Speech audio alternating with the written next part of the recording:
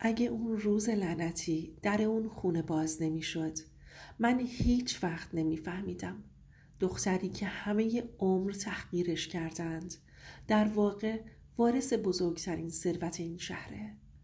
منو از پرورشگاه بردن فقط چون زشت بودم. هیچ کس منو برای قلبم نخواست. همه چی از همون روز اول شروع شد که مادرم منو فروخت و من سالها بعد فهمیدم پدر واقعیم صاحب نصف این شهره. من رهام، دختری که هیچ وقت نفهمید روز تولدش دقیقاً کی بوده، چون هیچ وقت شمع فوت نکردم. هیچ کس براش کادو نخرید. هیچ کس براش ذوق نکرد. میگن شبی که به دنیا اومدم بارون میومده. مادرم مریم منو توی یه پتوی نازک پیچیده بود. یه نوزاد ضعیف، زشت، کبود. اما پدرم، اون اسمش اصلاً تو شناسنامه زندگی من نیست. فقط 3 روز از تولدم گذشته بود. 3 روز که مادرم منو بغل کرد و آورد دم در پرورشگاه. یه نگاه بهم کرد و بدون حتی یه بوسه منو گذاشت زمین و رفت. نه برمیگردم گفت، نه گریه کرد، نه حتی پشتشو نگاه کرد.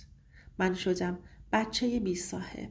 سالها تو پرورشگاه بزرگ شدم، بین بچه هایی که هر کدومشون یه زخم داشتن، ولی زخم من عمیق‌تر بود.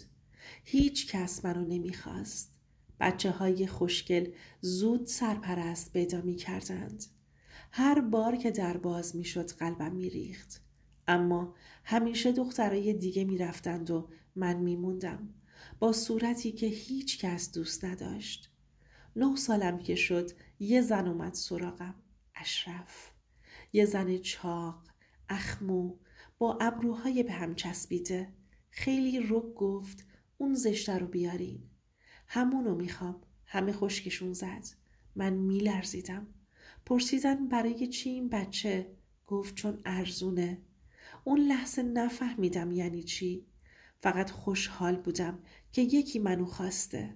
اما بعدها فهمیدم منو نخریده بودن که دوستم داشته باشن. منو خریده بودم که بردشون باشم. خونه اشرف و شوهرش نادر یه خونه قدیمی بود تو حاشیه شهر. نه بوی محبت میداد، نه بوی غذا. بوی تحقیر میداد. از 5 صبح بیدار میشدم. پاشو زشتک، زمین رو میشستم. لباسا رو میشستم. غذا درست میکردم. بچه هاشون رو بغل میکردم. اما خودم هیچ وقت بغل نشدم. مدرسه؟ نه. میگفتن بچه کار چه احتیاج داره به مدرسه؟ هر اشتباه کوچیکی با سیلی و لگد جواب داده میشد.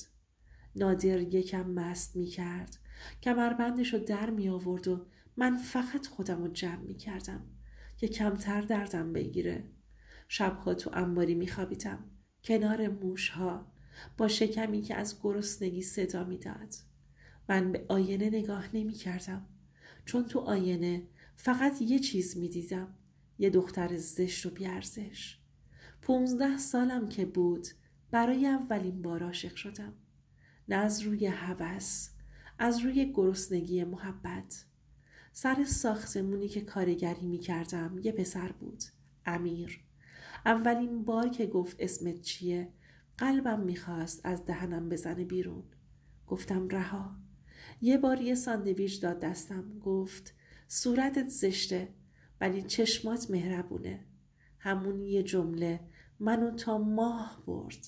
من برای اولین بار حس کردم شاید هنوز یه نفر تو این دنیا بتونه منو بخواد. امیر کم کم شد تمام دنیای من. تنها کسی که وقتی صدام می کرد اسمم رها، نه زشتک، نه کلفت.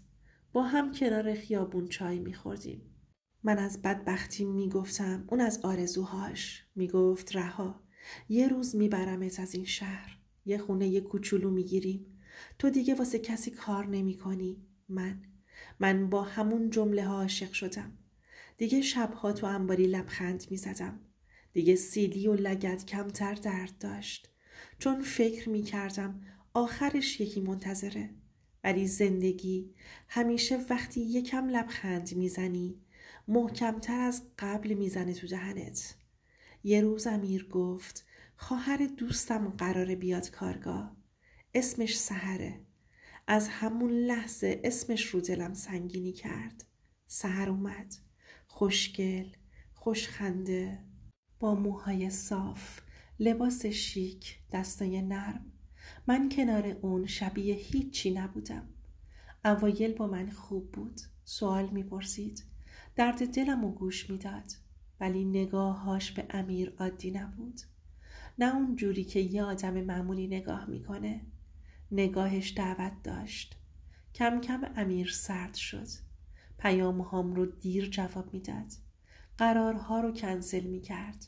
بهونه هاش زیاد شده بود. یه شب دلشوره افتاد به جونم.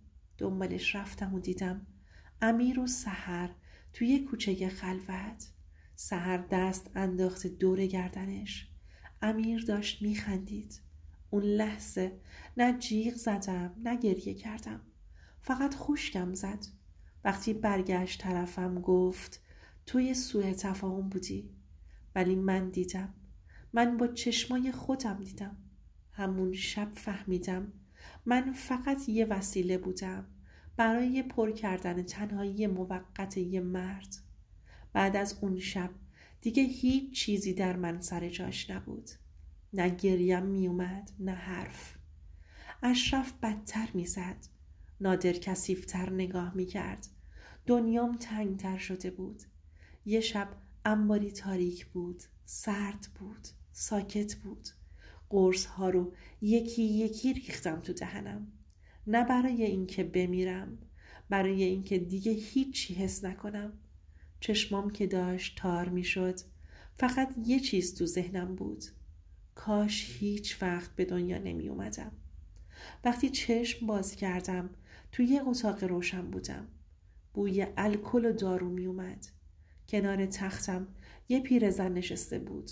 چادر سفید. دستاش می لرزید. چشماش خیس اشک بود.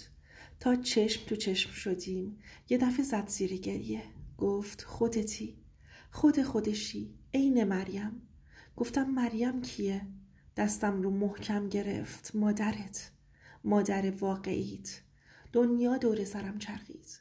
گفت 13 ساله هر شب خواب تو رو میبینم. دنبالتم تا بالاخره پیدات کردم.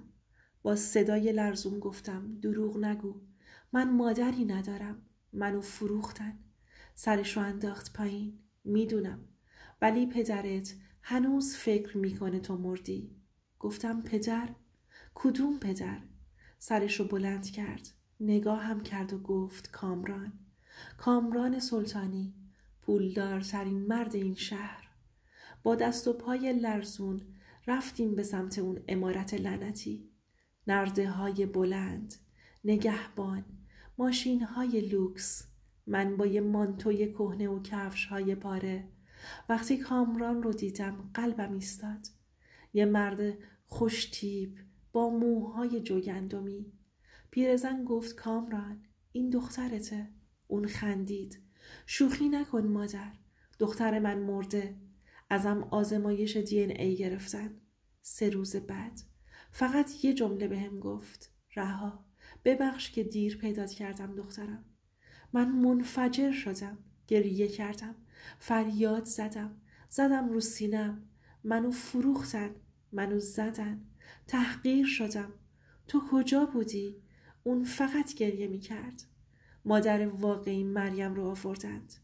سرش رو پایین انداخته بود. خدمه اون عمارت زیبا بود. گفت برای پول این کارو کردم. برای نجات خودم.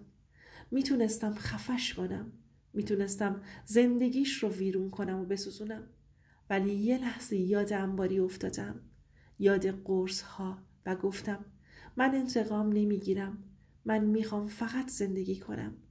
و اما الان تو خونه‌ای زندگی میکنم که قبلا حتی از پشت نرده هاشم رد نمی شدم. اما هنوزم هر شب قبل خواب اون دختری که فروخته شد تو بغلم گریه میکنه. ولی دیگه تنها نیست. من انتقام نگرفتم. نه از مادری که منو فروخت، نه از عشقی که قلبمو شکست. من فقط نجات پیدا کردم و فهمیدم گذشته هر چقدر هم سیاه باشه نباید آینده‌تو بدزده. یه نصیحت: اگه الان تو بدترین نقطه زندگیتی، اگه فکر میکنی دیگه تمومه، صبر کن. شاید درست پشت همین شب زندگی تازت شروع بشه.